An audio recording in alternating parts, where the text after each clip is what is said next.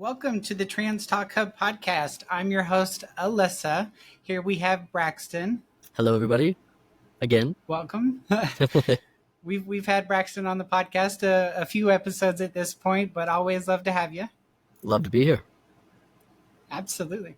So today, our topic, the title, as you can read, is the reality of being trans. I think that there's a lot of misconception within I guess when people view things, especially in social media, trans seems to be like this glorified at times popular thing, and like they never really see the negative sides because those don't really always get the light of day. It's always this, really radical viewpoint. Like we see like the real like we see all the misinformation that goes out, the leftist, if I'm being real, kind of viewing of all that. Within that, they make it glorified in a way, and this isn't something that we should be glorifying. I mean, there's a lot of struggles. This is not easy for anyone to go through, and there's days where we have ups and downs and things that bother us on a day-to-day level. Like dysphoria alone, I mean, I'm gonna be real here, it's a bitch. Like it affects, like, even before the podcast, like me, I'm getting ready. I can't help but see things every day about myself, and I'm like, I need to do better on this, I need to do better on that. And it's I think it's more than just like dysmorphia. I mean, it's dysphoria. I mean, I'm constantly battling my own mind 90% of the time. Yeah, no, I definitely agree. Like, and even like you said, like before the podcast, you're getting ready. Like the whole time we're recording the podcast, like I'll look over at myself. I'm like, oh, do I look manly enough? Am I passing as a dude? Does my beard look weird? Like that. I'm still a person, so we have these insecurities, and a lot of them are tied to dysphoria. Do I look enough like a man, or do I look enough like a woman? Am I passing? Like all of these things, it's directly correlated to dysphoria. It runs incredibly deep. It's not to say that you don't learn to cope with it. You do, but there's still like some days that kind of creep up on you, and you get a little surprised. Like last night, I was having this whole moment where I'm usually really cool about like the fact I haven't been able to afford to have surgery yet, all that good stuff. It's cool, it's fine, whatever. But last night I was like, damn, I'm almost 30. Like if for some reason I pass away at 60, I would have lived half of my life never being fully comfortable with myself, or even like close to comfortable with the body I'm in. And sometimes that just hits really hard when you think about it, especially when there's just not a lot you can do about it. Like I've got other things to take care of. I need to prioritize those things before top surgery and spending copious amounts of money on that. But yeah, I mean, sometimes it just creeps up on you and surprises you. I mean, I'm 10 years in. Most of the time I'm really cool and I'm chilling with it, but even still, there are days that it's hard to get out of bed. It's hard to want to leave the house because you're just like embarrassed of yourself, and it kind of sucks to like consistently live with that. Yeah, for sure. I'm glad you kind of go into that a bit, because especially like with the experience side of things, I mean, you have been transitioning for a good amount of time. I mean, 10 years is a lot. Yeah. And for anyone listening or viewing, I mean, a clear sign here that does not go away. You don't conquer gender dysphoria. It's never going to go away. Now, it might lighten up with certain things that you might do, but it's never going to go away. Yeah. And even changing, like, or trying to change society and trying to change language, and even if you successfully change all these things and everything went the way that the far left side of things is wanting things to go, like that still would not alleviate dysphoria. It wouldn't. It doesn't fix anything. That's still going to exist regardless if every single person on the face of the planet used the right language or whatever. There's still a disconnection from yourself because innately you are separated from your biological sex. Like that can't change. So it just doesn't go away. Right. I feel like there's always going to be like that mental warfare, as I like to call it. Yep. Because like for me, like even this past week, I go back to it because I see a video or I see something, and then it just triggers that thought process. Like for me, I look back, and I'm sure every trans person goes through this, but it's like, you see a video and you think back, you're like, because like for me, I see like, for example, like those videos where it's like showing like certain things from like your school time. So like Right. it's like the TikToks where they have like the Hmm. photos of, remember you used to do this or you used to Right. see that in school, and I'm like, that sucks, because now I'm like, I'm reminiscing because of those things which have nothing to do with me being trans. They're just Right. what you experienced through your educational time period. Right. But it's like then you start to think like, damn, like for me, I didn't get to like live like I didn't go through like girlhood, or I didn't You get almost feel to. robbed a I little bit. do, yeah. Yeah. Yeah, I get that because when when I was a kid, I wanted to play football so bad. That's all I wanted to do when it got time to get to middle school, and everyone's getting all padded, but like I wanted to do that so bad, and I begged my parents and my stepdad and he was just trying to protect me. It's not that he didn't have any bad intentions with it, but he was like, girls can't play football. It's just dangerous, and I'm like, but they get to do it. Like I'm no different than they are. Like what are you talking? Like I just didn't understand. And looking back on that, like there were a lot of moments like that, a lot of things that I feel like I missed out on now that I've lived as Braxton, like, and I have a deep connection with who Braxton is, and being connected with myself in that way. Like there's just this disconnection throughout my whole childhood that it doesn't feel like me. So at times it almost feels like I didn't have a childhood, which is weird. And then that gets into the whole like should we allow children to do these things or whatever. And so that's like where like I start to kind of it's hard to differentiate where I stand or have a concrete standing on that, because there are times where I'm like, dude, if I would have like been allowed to have a childhood as Braxton, maybe things would be a little different in my mind, who knows. But yeah, I guess that's neither here nor there. Right, for sure. No, I hear that, because like for me, I've thought about it, because I've heard both sides of the equation when it Hmm. comes to like trans kids, things like that.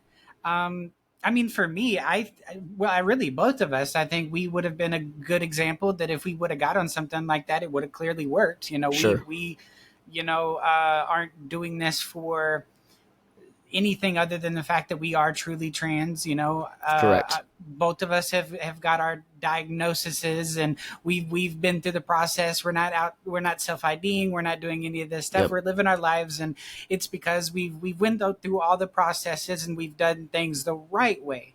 Yep. And And I think for that us, brings maybe me it would have back to worked. being okay with not getting to do that as a child.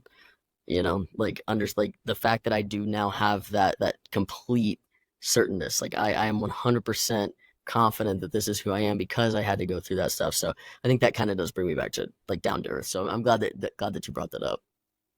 Yeah, for sure. And I think the same thing for me, because yeah, that like for me, I wouldn't even say it was forced. I mean, like for Mhm. me, I didn't know it was even an option.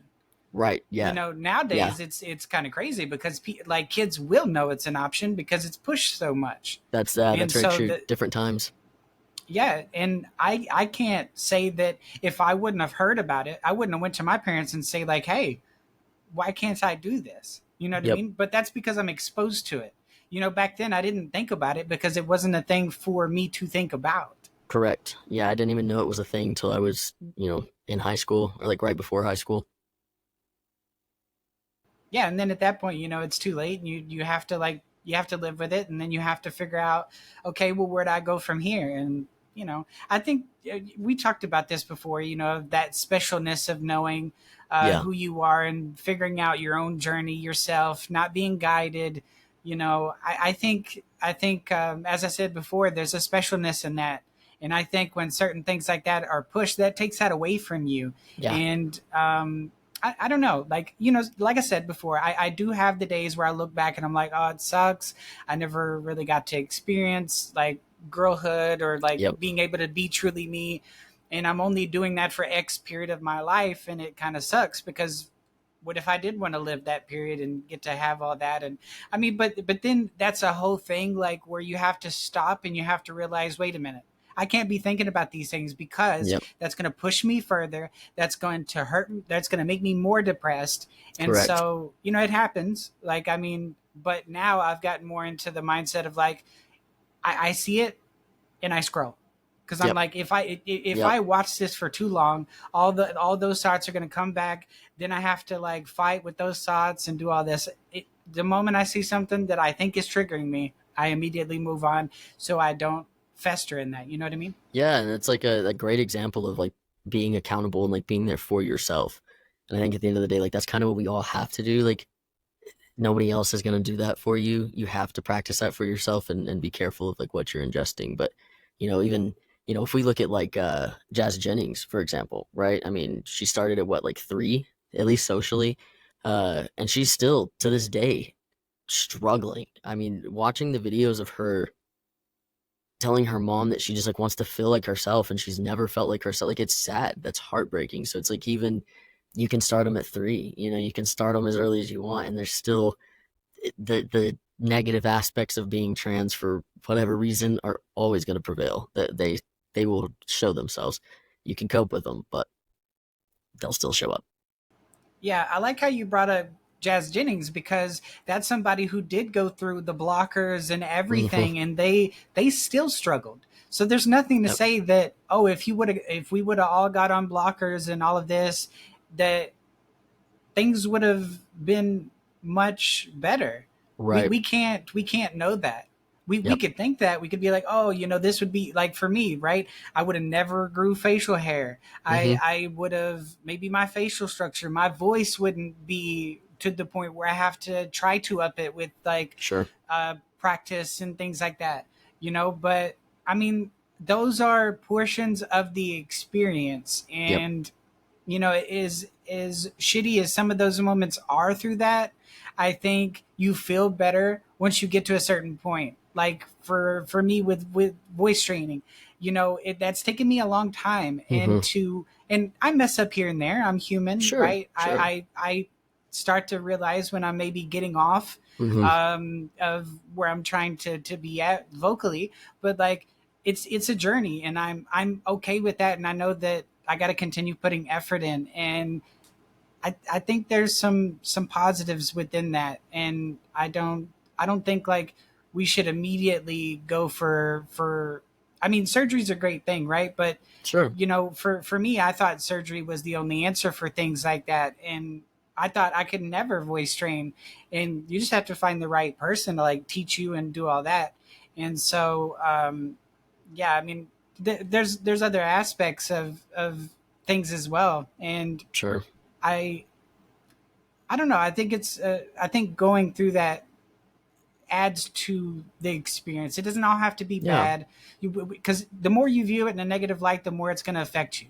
Well, so let me ask you this: so these things that we're talking about, right? Like for you, it being like vocal training, these things that we do as trans people to kind of like confirm ourselves to ourselves. Would you say that for you, that kind of like builds this connection with yourself? Because I feel like for me, like everything I've done to feel more myself, even if it's a little uncomfortable at times. I think it's allowed me to form this like really healthy connection with myself, having to do those things and showing up for myself and fighting for myself and having the opportunity to do that. I think it's just kind of like, I don't know, made me love myself a little bit more. So I'm curious if like that feels the same for you. Yeah, I would say so, and I think that's ultimately kind of. I think it's great you brought that up, because I think that's what I was trying to say it without saying that, is Sure. that those processes help you Mm-hmm. love yourself more, because when you go through hardship, whatever that hardship looks like for you, once you get past it, you feel stronger. And Correct. so Yeah. you can Yeah. look back and you can say, "Damn, that was I tough." did that. But I Yes. did it and I got through it. Yeah, exactly. Like that's kind of what I was picking up. So that's why I wanted to ask, because that's kind of what I thought you were saying, and I think that that's important too. Because even though yes, we're like bringing light to the fact that there are like negative aspects of being trans, like there are also like I think that it's kind of like what you were saying earlier. Like you see something and you scroll, right? Like we have the opportunity to make decisions for ourselves, and we can choose to allow these things to define us in a negative way, or we can choose to see them as an obstacle, overcome them, and then build that connection with yourself once you've built this resilience that you wouldn't have known that you had prior to. If nothing was there to activate it, or to bring it to life, like you would have never even possessed that trait. And I think it's a really special trait to have, to be so strong and to be resilient. Like I used to hate it when people would tell me, "Oh, you're so brave," and you're so strong, and it's still like not my favorite because sometimes it feels a little like disingenuine, but it did get me thinking, like, in a lot of ways, yeah, like because of this journey I'm on, and because I'm deciding to be myself, especially in the world we live in, that like I am strong, and I am brave in a sense. Like I'm just being me regardless of what anybody says. So there's great things about being trans too, but there's a balance, and I just want to make sure that everybody is very clear on that. We don't hate ourselves, we're not self-hating trans people. We're just very like realistic about the full reality of what it is to be trans.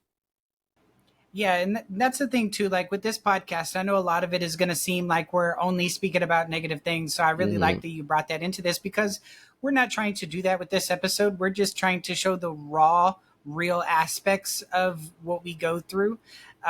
So I guess if you're okay with it, I'm going to go ahead and pull up a video here, Yeah, let's do it. and kind of react to it. So let me go ahead and share my. Well, hold on. Let me go ahead and pull it up here. All right, so I'm going to start with this one. I want to state, just as like a preface before we watch this video, that I really respect her because she is so vulnerable in this moment, sharing what she's sharing within what we're going to see here. And I don't see enough of that from really any angle of like a trans person's journey. So I really honestly respected seeing this because it spoke with me. I'm not gonna lie to you, I kind of broke down after watching this the first time, Hmm. because it was real and it spoke to me. So let me go ahead and mute myself and we'll play this.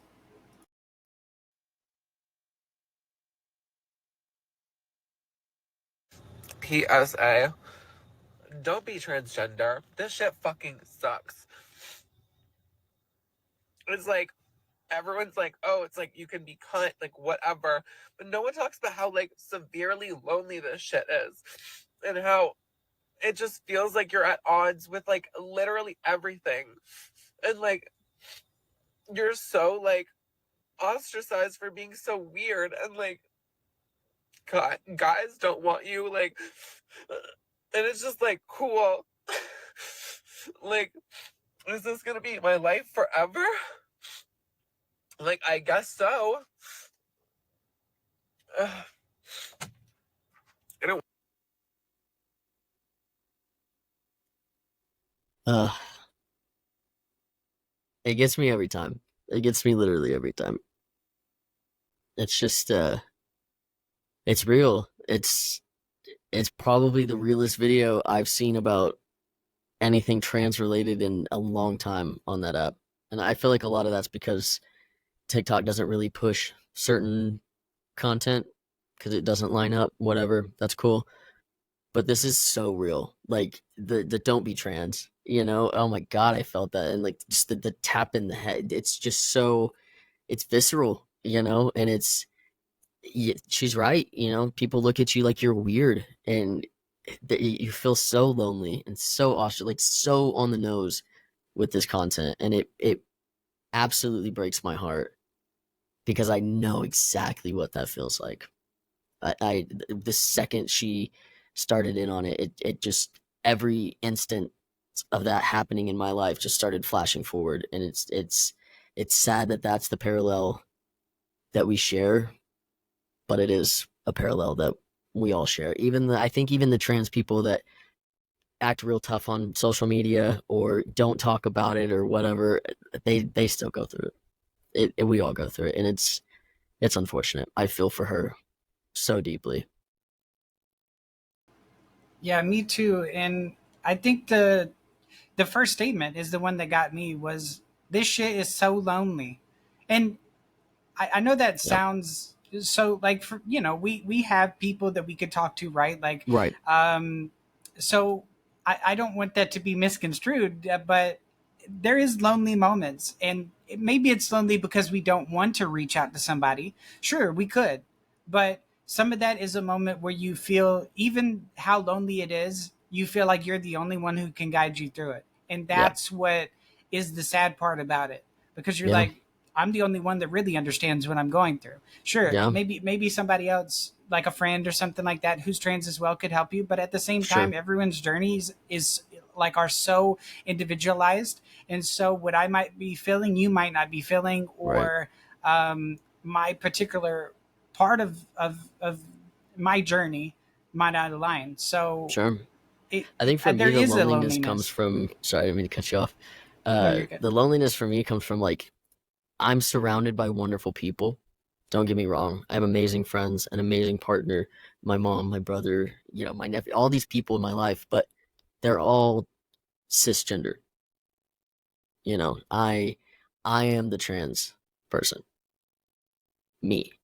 Just me. And for the longest time, I didn't really have a lot of trans friends. Like when I was doing like the activism thing and I was going to support groups and really involved in all of that, like they were my friends, but not really. Like the people in those support groups, at least in my experience where I was, all of those people just wanted to talk about like how awful their life was. And it wasn't a mutual like let's help each other get through it. It's like you became their personal therapist, and it just wasn't like there wasn't a connection there. And then when I started to lean a little bit more conservative, then there was just I felt there was no hope to have trans friends because all of these trans people that even the ones I used to be close with absolutely hate me now because a few of my views have changed. It's not that I've changed as a person. I've just kind of shifted my perspective, and I've had different experiences now in life, and I've grown, and there was just no acceptance for that. So it's like it just gets lonely when you're the only trans person around.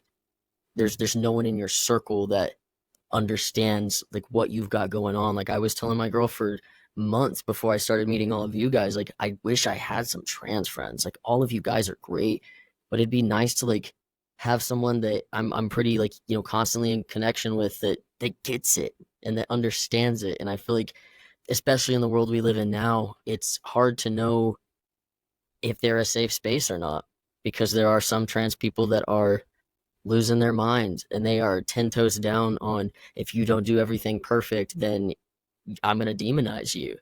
And so where do you fight? It's lonely for sure, and I feel like it's just kind of getting lonelier, and that's what we're supposed to be fighting against, and we've only made it worse. It's sad to sit back and watch. I think that's how I feel like, especially with like the trans woman side of things, because Hmm. right now there's so many people that like you can't really go to because they'll turn around and they'll talk about you to somebody else, or they'll Yep. make fun of your looks, they'll attack you in some way, and it's like I don't want that.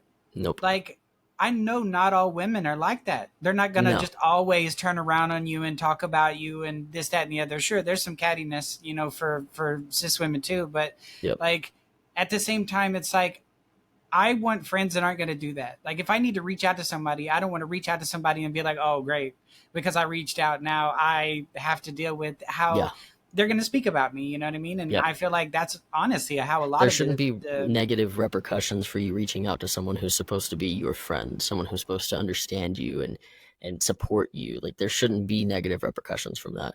That should be an open, honest space to be able to, speak about whatever. And I don't know. It's crazy the way that it's going at this point. Like, and I feel like a lot of it with the trans woman side, and I could be wrong, but especially from what I see on TikTok and the representation that's on TikTok as of right now, it seems like a lot of these trans women are more focused on the stereotypes of what it is to be a woman for whatever reason, and it's not, doesn't feel as genuine. So then I feel like it's this like getting back into a corner, and they start getting figured out, and so now I got to be catty because that's what women do, and it's just like not it. I don't know. The whole thing is just this vicious cycle of bad information and bad habits that get formed from people ingesting that. It's not great. It's not great. I mean, I do think that in the future we'll be able to move towards something better, hopefully, especially with conversations like this being had finally and publicly. But we definitely have, an uphill battle to fight for sure. Yeah, absolutely. And I think that's the thing. And I think that's why a lot of that, well, honestly, like to be real, where a lot of that loneliness comes from me, because it's like, I see, like these videos and these like TikTok lives and things, and maybe I want to pop on there, right? But right before I do, somebody says something and I'm like, no, Yep. No, Yep. no, not for my mental health today. I don't. Yeah, Yeah. It's not worth it at this point. It's getting worse too, which is frustrating to say the least. But it's also like what's crazy is that now it's bleeding into the the whole gender critical movement, right? So now it's not only these trans people that are acting this way, it's the gender criticals that are trying to prove a point and they're upset and then whatever, but they're doing the exact, so that both sides are just doing the same thing to each other, and there's just no opportunity for growth. Every opportunity for growth has been completely stripped away, and now it's just it's giving high school. I hopped in a live earlier to let them know that I was like, you calling people out and editing pictures of their face on the bottom of a shoe to look like you stepped in shit, like that's high school, guys. Like, grow up. And now you're all doing it. It's just this full blown rampage, and it's just because people don't understand us, but we're not willing to answer and be honest and bridge these gaps. It's chaos. We have ensued absolute chaos. yeah, I agree. We have, and that is very high school like, and I stay out of those when I see those, like the call out lives and all of that on TikTok. I stay out of it, and it's crazy because like I get right trying to hold people accountable for maybe actions. I mean, we do that on podcast and Hmm. hold other people accountable a lot of the Sure. times when we come on here and we think something needs to be spoke out against, but Right. we're not doing a call out per se. We're not coming for other things other than their actions. And a Right. lot of those call outs, they get very offensive with it. Oh yeah. And it's, there's a difference between calling someone out on their actions and then now attacking them, Yep. because really they should just call it an attack live, because Sure. And that's there's a really way to all it do it is. respectfully versus disrespectfully. That's what it all comes down to. Because even when I did my Lily Tino call out live, I was respectful the whole way through. I was telling people in my comments, like, nobody go bother her. Don't misgender her. If you misgender her, you're getting kicked, because we're not. That's not what this is about. It's about holding a person accountable for their actions, not who they are.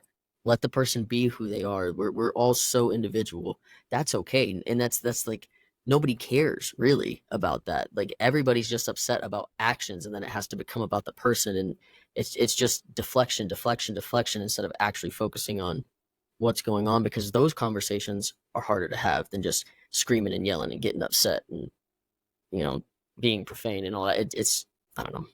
It's sad.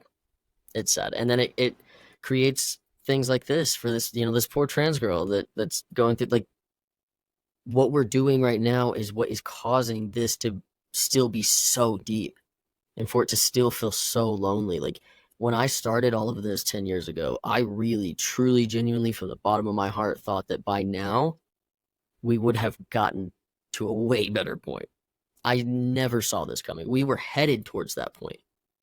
So it's sad to see that we're all still having to feel incredibly lonely when we should have moved past that. For sure. Hopefully, what we're doing here today helps in some manner. Yeah. If somebody else is trans and sees this, and you also don't like the same things we don't like, when in the sense of like these call out lives on TikTok and how some of these people are, and how we can't just have conversations anymore. Like I think honestly, like people should be able to come together and speak about certain things like your mental health, or so things like that, without being judged, or without really anything else. And because I think that's really what's going to bring us together, like Yeah. like you said earlier, I know that you said you were part of these groups, and you only ever heard the negative sides.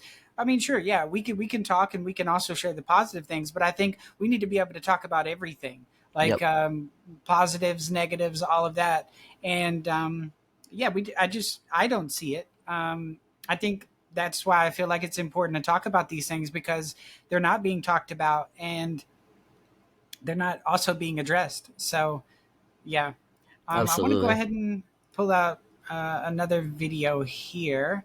Um, I guess these next two to three I'm going to share are kind of more of like the dating aspect and how that gets Cool. really tough. Yep. Because I mean, I struggle with that on a daily. Like, Because like I'm trying to like talk to people and try dating, like Sure. because I thought like, oh well, I need to wait until I get surgery and all this before I even start talking to Yeah, somebody. And it's I like, felt that. but I want to, like I'm in that time in my life like where I want to date, but it's Mm-hmm. so hard. um and I think maybe some people who might be watching this might see after these videos like just some angles of where it might be difficult. So I'm going to share my screen here and we'll look at a few. Oh,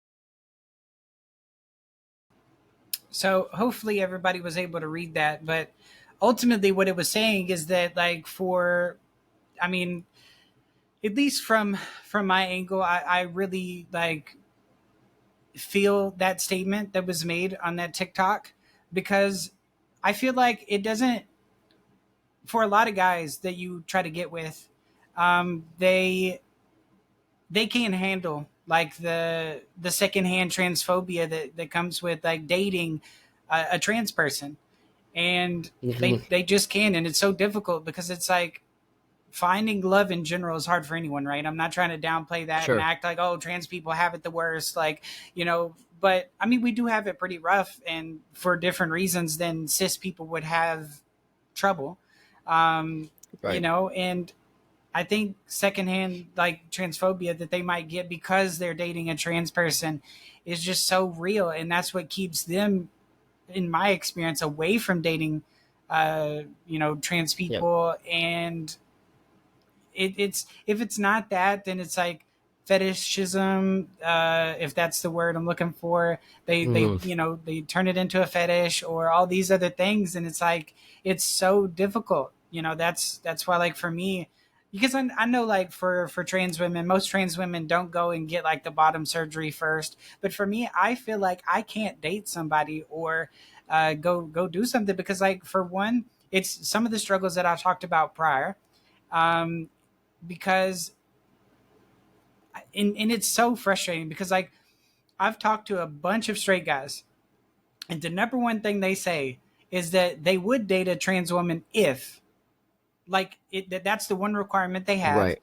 And I get it, right? I'm not here to say that like somebody's preference is a bad thing, but I'm Sure. saying for us living in that moment, it just sucks that like I have to go have this thing for me to have a what I'm looking for relationship wise. And it Yep. sucks because that's a long process to Yeah. just get Surgery's not something that should easy. come natural to somebody. Yeah. And I think that it's the saying, like, when you shouldn't, if you see something about a person, if it's something they can fix immediately, you could point it out. If it's something they can't, don't point it out. And it's kind of that same thing because there's nothing you can do about that in that moment.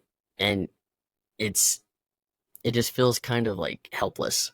I can't do anything to make people like me or to make somebody want to date me, or it's this whole long drawn out process, whereas our counterparts, cis people, don't have to worry about anything like that in that regard. Like, maybe this lady wants a boob job, she feels her boobs are too small or something like that, but I feel like that's very, very different, than because you still have the things that you want. They're still there already, and a man is going to see that, and most of the time that's going to be enough for homie. Most men don't require a whole lot. So it's definitely harder for sure. And I could imagine, just like most other things, unfortunately, in this realm, that it's probably a lot harder on the trans woman side of things. It's not to say the trans man side doesn't have its own difficulties, but I would argue that it's definitely a little bit deeper on the trans woman side of things, because it is this societal thing too, where when a man, people love to make spectacles out of straight dudes with trans women and all this stuff, and it's like, well, you can't really be straight if you're with a trans woman. And this, I mean, I've seen so many like Jubilee videos, and Adam 22 did a jumper interview with I can't remember the guy's name, but he's been dating this trans woman for years, and he's all built and very like Chad like, and they're still there. There's, even though this is a dude. I mean, he is a man, you know, and they're still questioning him and still making a spectacle out of it. So it doesn't matter even what the man does, there will be judgment. And I can't say it's hard to deal with. So I mean, can I blame them? Not necessarily, but it still sucks because again, there's nothing you can do about it. It's just a societal thing. Which also, again, not to say there's not like there are several men out there that do not care. So I'm a firm believer of there's a person out there for every person. So don't lose hope on it, but understand that it is a different type of navigation, and it's a lot more difficult than the latter. Yeah, that's true for sure. Absolutely. I mean, there definitely is a person for somebody. I truly do believe that. It's just I think the struggles to get to wherever that level is, whatever that Mm-hmm. time is, to find that person is so difficult. That's why I feel like for me personally, like, because I want the same like overall goal as anyone who gets in a relationship. I want to get married. I want Yeah. the traditional experience. Right. I want all of that because to me it's kind of, I think all of that would be affirming in a way, like, oh, I get this I get what you traditional mean. like process, and it's Yep. like, oh, I look forward to that one day, and it's just the process of getting there is so difficult. Yeah. And I'm hoping, like, for me, maybe going through with the process that I am in the next few months, maybe that'll help me get to a place where I feel like I can do all that, and you know and I hate to say that, like, for like, because I know some trans women aren't gonna maybe like this viewpoint, maybe just people in general won't like this viewpoint, Sure. but like for me, I feel like any surgery past that point is going to be highly dependent on my partner. And what I mean by that is so let's just say I find someone sometime next year when I'm pretty healed and I can start to, like, date and do all those things. If I find somebody who, like, really likes me for me, and then maybe I don't need something like a voice surgery or Right. facial feminization, Yeah. or I don't need a breast augmentation or anything like that, because I found my person who likes me for me, Yep. and I don't need those things. And I think that's kind of where I want to be. I want to be in that position where I don't feel like I need all these things. And I know Mm-hmm. that sucks too. It's like, oh, you feel like you need all these for a man to like you or whatever. It's like, I mean, it's for It's me, but it's different like, though. It's not, it is. because I get what you're saying, because I feel like that with my partner, like she has never made me feel any type of way about my body, even having not had any surgeries. Uh, and she doesn't really care. She's not bothered by it. We've talked about in pretty like in depth. We've had conversations about bottom surgery specifically, and if that's something that I want to have, and she doesn't really care either way. But even though I'm like with this person, I can find comfort in my body as it is because I'm with a person who just loves me for who I am. I still want, like, especially top surgery. Bottom surgery is still a little iffy, but top surgery for sure. Even though I'm comfortable because I have a partner that loves me, it's like it just kind of alleviates the the insecurity about it, just having that person there. It's not to say that you won't still want to have these other surgeries, but that, like, it being this like huge pressuring need at the back of your mind all the time kind of like loosens up a little bit. And that's nice because it makes living with this a tad bit easier. Again, it doesn't fix it, but it definitely helps. So it's not that you're doing it strictly to get a man or strictly to do whatever. It's just that's what society tells me that men want, and I'm trying. I want to find you're gonna do whatever you can to find comfort and happiness. So it's not like as deep as like, oh, it's dependent. The things I do are solely dependent on this other person. It's just alleviates it a little bit.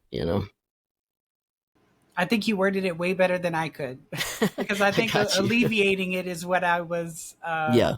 what I was trying to get at, is that, yeah, if you get with a partner that really is caring of you, likes you for you, then Mm-hmm. yeah, I because like right now I might feel like I need all these things, because it's like I have to put on makeup and Right. do my hair a certain way in order for me to feel comfortable going somewhere. But maybe if I'm with a partner, maybe I let down that barrier. Maybe I Yep. don't put on makeup one day, or maybe I don't go Yeah. as heavy with the makeup one day, and I just, like, go somewhere, Yeah, because what's cool like is we I'm get to offer comfortable. that for them too. Like when I first met my partner, she definitely was more on top of doing the makeup and having the hair fixed because we had just met, and I was the same way. And now that we've been together as long as we have and we're comfortable and we're just best friends, like she doesn't really wear makeup as often 'cause she doesn't feel like she has to. She knows that I think she's beautiful regardless. And so like we get to also offer that to our partners as well, regardless if they're cis or trans or whatever. They're also humans. They're also going through the same thing. And through that, like they get to understand us as well. And like I don't know. It's just no different than any other relationship. It's no different than a man and a woman being together, or a man and a man, or a woman. Like it's just love between two people, and I think that it's like beautiful to get to experience that. Um, and it's completely natural to want that in your life. And so it being this obstacle in being trans sucks because most people want that. Well, I don't know why you wouldn't want that. I mean, of course, grass is always greener. There's several pros to being single as well. Don't get me wrong. I feel like I would be a much more productive person if I wasn't in a relationship and didn't get lazy cuddling up on the couch for 3 hours, binge watching Netflix. But I wouldn't trade it for the world, even if I was more productive. So I don't know. It's natural to want that. And it definitely sucks that it's hard to navigate in the trans realm. Yeah, I feel like it would be amazing to have that, because yeah, I mean, for you to enable somebody to lower their barriers and to feel comfortable without needing things like makeup or just anything really, like I think that's special. Yeah. um Yeah, most definitely. but yeah, I want to share a video here. This one is a pretty raw moment. I mean, it's a TV show. We've talked about this TV show before, but Pose.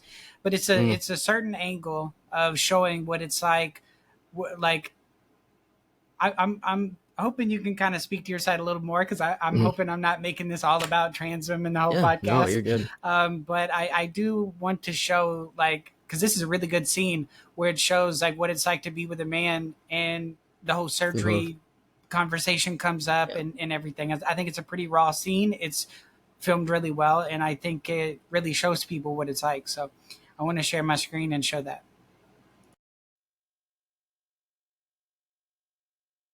The last time we was fooling around and it was taking you some time to get hard, you reached around and played in my dick. And then you was like a rock. I did that for you. I could tell you were getting turned on. I thought you would like it. I told you I don't like that. I did that for you. Are you gay? No, I'm not gay. Have you been with men before? No, I've never been with men. I'm not interested in them. Not at all. I told you that. Don't think I haven't thought about this. I just like you. I don't know why. I just do. Would you still want me if I had the sex change? I want you to do what you want, but I don't care. Is that what this is about? You want that? You want money for that?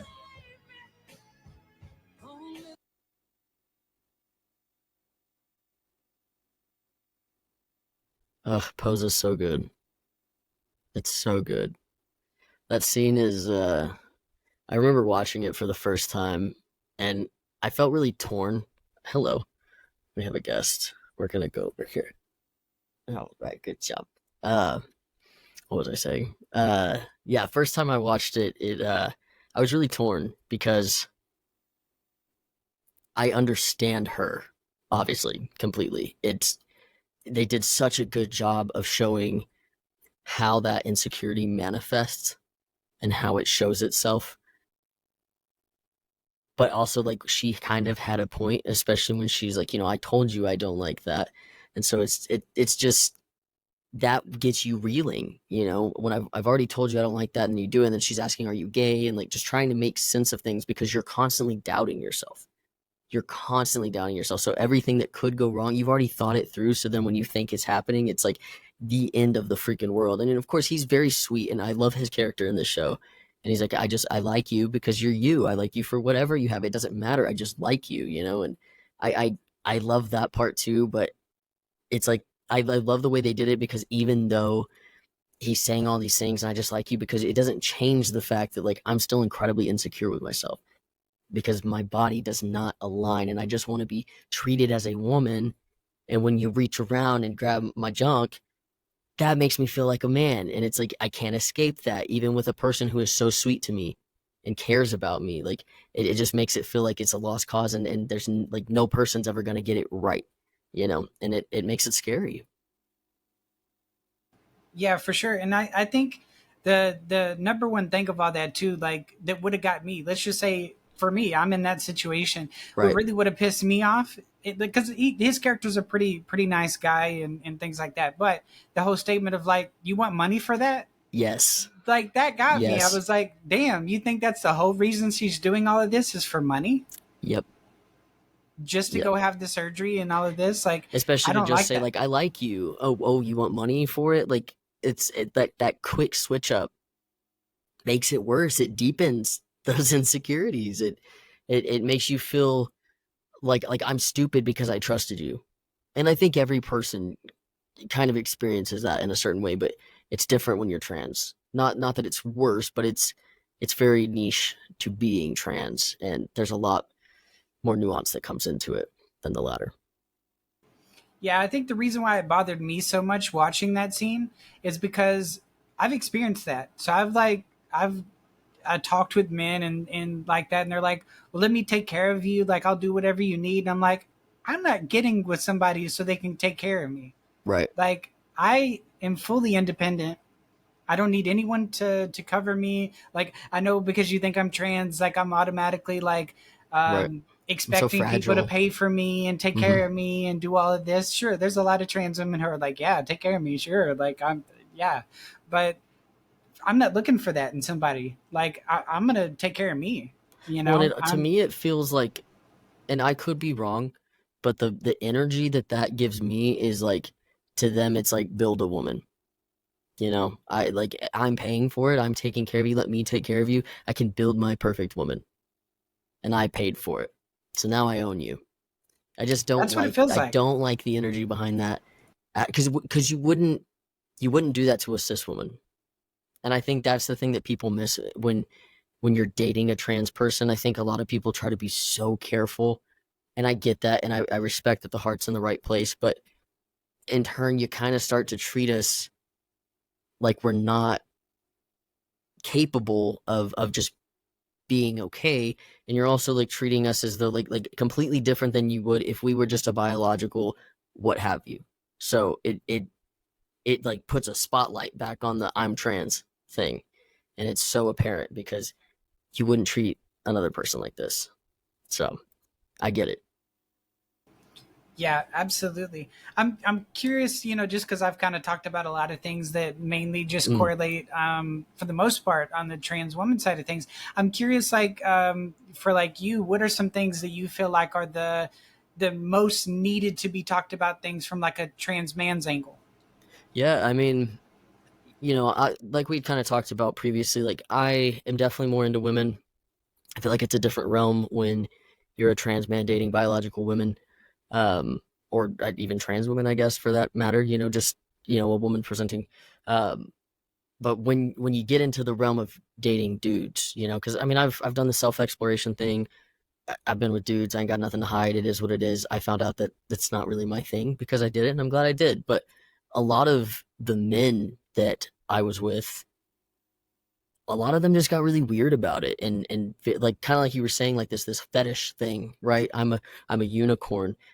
That's like the weirdest thing I've ever been called in the midst of an intimate act. Like, and for me to like be this rare catch, like I'm still just a person. Like I don't want to feel like you sought me out because I'm trans. Like I want you to want to be with me because I'm a cool person and you connect with me. And I feel like that's a lot easier to get from women. Just that they're more nurturing, they're more caring, more empathetic. That's just a nature thing. Um, but it's still hard in the sense of like, when I was in a relationship with a girl for 6 years, we started dating in 2013. So I was like 16, I think, 15, 16. I went through my transition with her. So I was, presenting female when we first got together, transition in the middle of our relationship. All of that was fine. She never acted like she cared about it. Um, but, she constantly cheated on me. And, she also had things going on. We were kids. It's not to demonize her by any means. I have plenty of love for her. I hope she's doing well, but she kind of messed me up. And there were times that she told me that, I just need to be with a real man, with, a real thing going on down there. And it shit broke me. So when we finally broke up, I was terrified that I was never going to find a woman, or I was never going to be enough man for a woman. Because then the realism is that I'm not a man, right? Like that just, not that I hate myself, but I'm a trans man. I'm different. And I was very aware of that fact, and feeling like I would just never be man enough for a woman to want me or to see me for who I am. I think that was just really intimidating.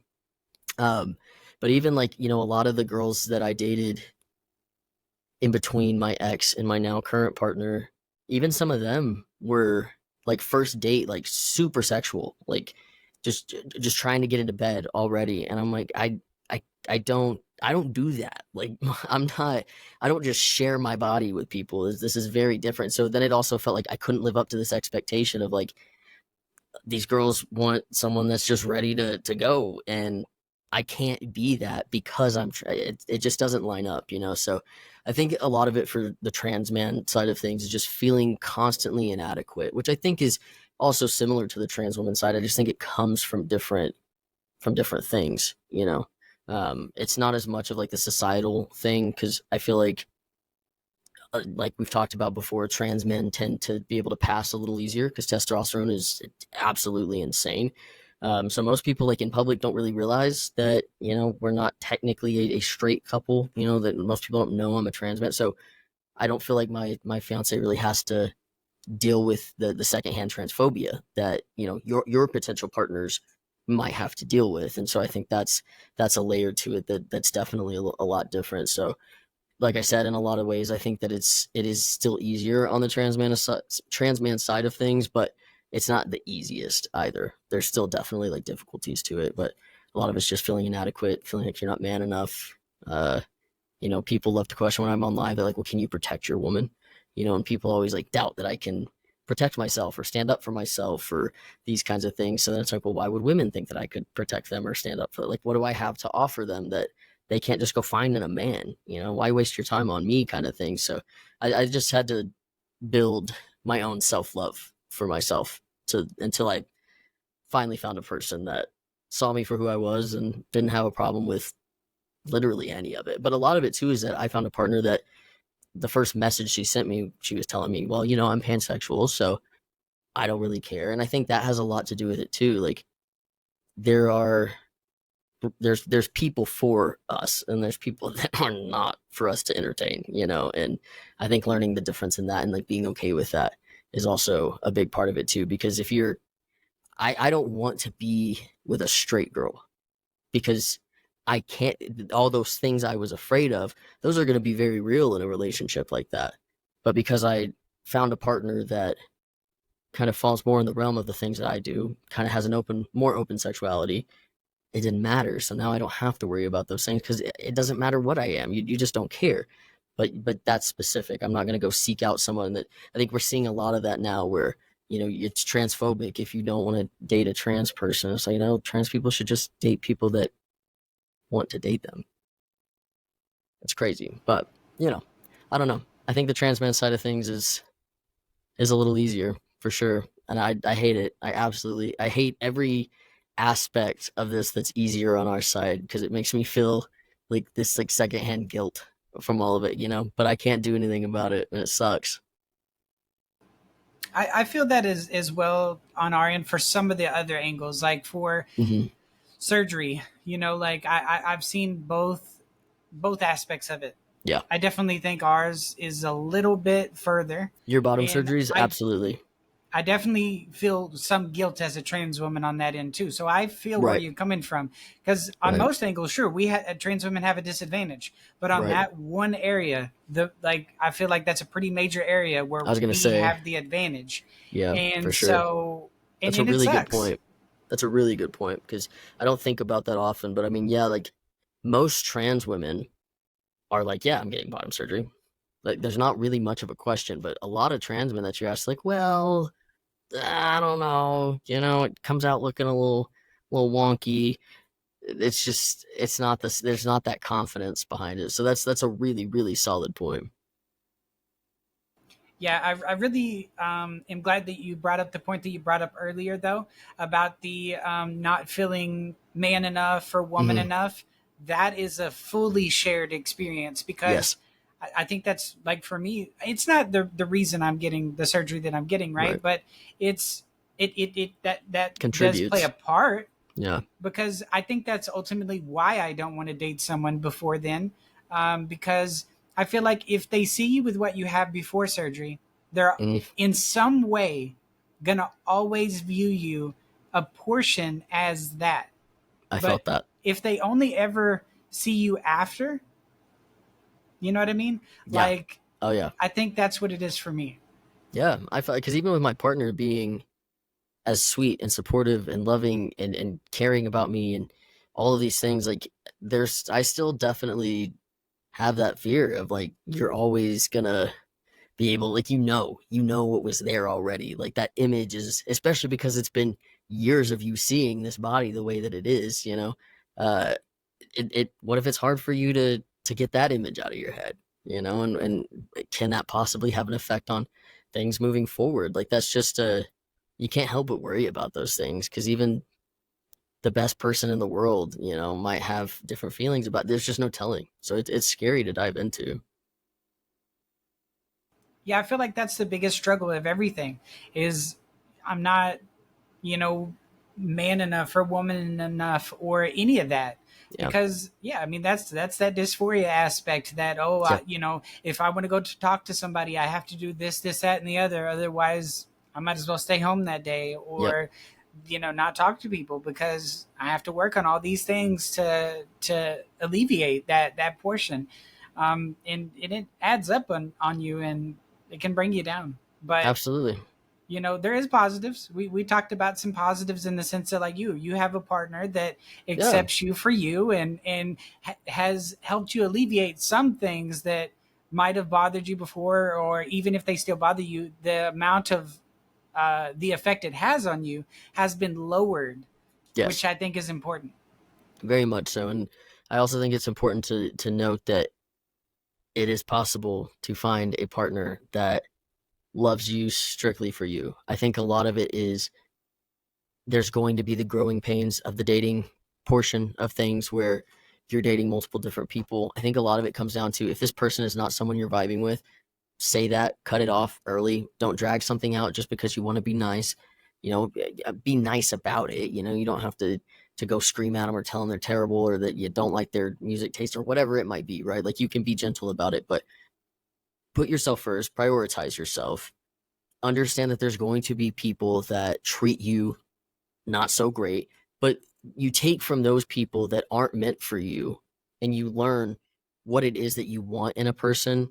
And I think once you take the time to go through those things and you take some time to be with yourself, right? Like, that whole year that I wasn't with a person, I just dated myself. Like, I woke up every morning, I told myself I was handsome, or I'd take myself to dinner, or I'd take myself to the movies. And, like, I would take myself on dates. Like, and it sounds super cheesy, but I think I really, like, learned what I wanted out of a person. And once I did that, I kind of got to this place where I was comfortable by myself. And it feels like the second I reached full comfortability being alone, here comes this amazing angel driving up my driveway, getting out of her car with bright ass pink hair to save me, And I didn't know that was going to happen. It's just when I let it go and I stopped making it such this pinnacle of my life and nothing's going to be complete until I find this, because I was like that. I was desperate for a long time and I was scared I wasn't going to find a person, but I worked on myself. I dated. I held space for myself. I held standards for myself, and I did not let myself falter on them. And eventually, the right person came along. So I think a lot of it is that, I'm a very spiritual person. You'll hear me talk about the universe all the time. Like, I think that the universe puts you through certain things and challenges and puts bad people in the line of fire to test you and, to teach you things. And eventually, once you've put in the work and you've gone through the trials and the tribulations, the universe will bring that person to you. But she's got to make sure y'all are ready for each other, especially if that's your person. And I see it as like being grateful that I had to go through all this stuff before I found you. Because had I not gone through all of this stuff and all this self doubt and all of the the crying myself to sleep because I'm so lonely nights, like I wouldn't appreciate you as much and we wouldn't work as much. Like we fight for our relationship as hard as we possibly can. And it's because we both had to go through those growing pains of being single and wanting to find a person, and all of them being assholes really at the end of the day, you know, and now we found each other and it's just taken that time. So I just encourage people that are going through that loneliness and it's starting to feel hopeless, you know, I'm never going to find a person, like just keep pushing and just keep working on you and make sure that you're the focal point and the rest will just fall into place. It will happen. Just because you're trans does not mean that someone's not going to love you or that there's not a person for you. There 100% is. Absolutely. We just have to do a little extra inner work, unfortunately. Absolutely. I do want to eliminate a big misconception that I hear from a lot of people, because especially when it comes to dating and the struggle of that, I hear some people are like, because I've had people ask me this personally, like, well, why don't you go date a trans man? Like Yeah, you would get each other. And it's like, you think so. But at the same time, I don't think I would want to date a trans man. And the only reason why is because I feel like we would share too much of the same struggles. Like correct. we would both be Yes. depressed at times. We would share Yeah. that. We wouldn't be able Yeah. to pick each other up as much because we'd be going through the same exact thing. Yep. And, that might cause some like disturbances in a relationship or something like that. And I know some people too are like, oh yeah, but if you got with a trans man, then technically, biologically, you'd be straight. Like, actually straight. And it's like, I guess, but like, does that matter?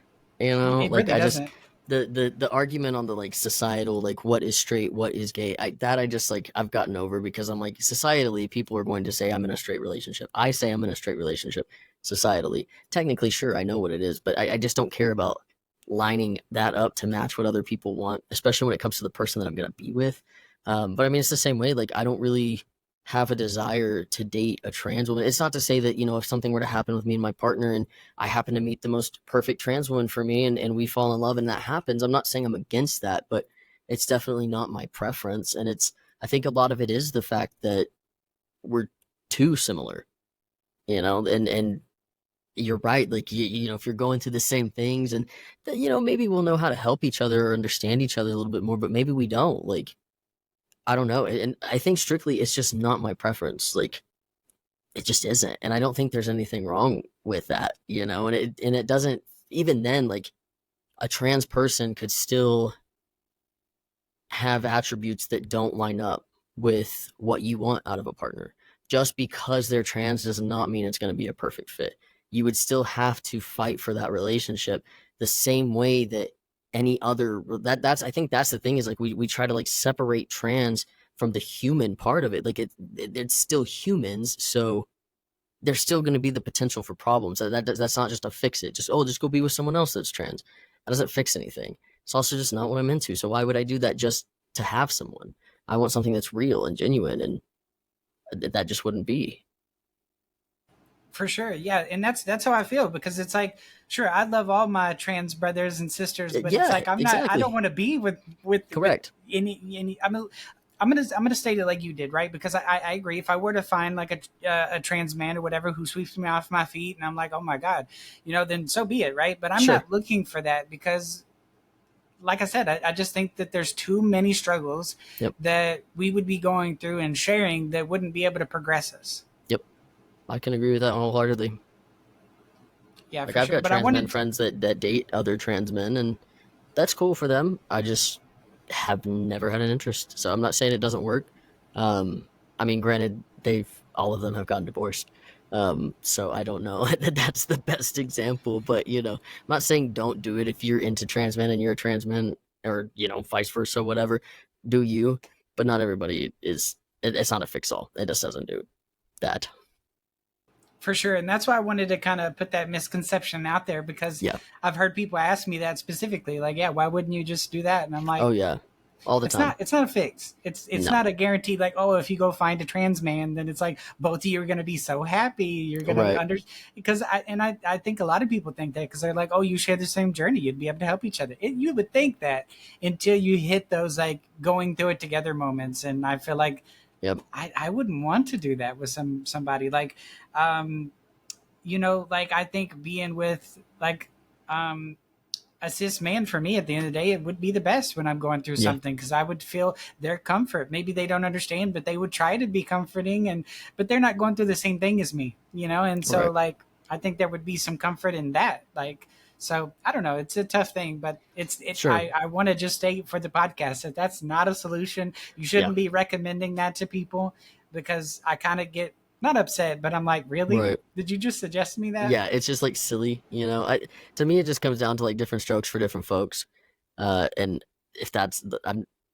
like, gee, I wish I would have thought of that kind of thing, Like, sure, of course, I've already thought about that, but because I've already thought about that, I know that's not the fix it answer. That's not what you think it is. Absolutely. Well, I guess that's pretty much it for the podcast. I mean, I think we've kind of shared enough, experiences from both of our ends. I think hopefully those videos I went over shared, a good, I guess, position on things as well.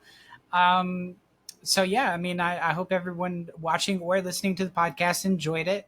Braxton, always a pleasure to have you on the podcast. Of course, always a pleasure to be here. Next weekend's podcast, I think, if all still goes to plan, we're going to talk about kind of like the differences of like transition itself, and from hormones to surgeries and this, that, and the other. We talked about that a little bit, but we're gonna get a little deeper on next weekend's podcast in regards to that. So if you're looking forward to that conversation, then tune in next Sunday when that airs. But in the meantime, everybody have a great rest of your day, and thank you for viewing the podcast. See ya.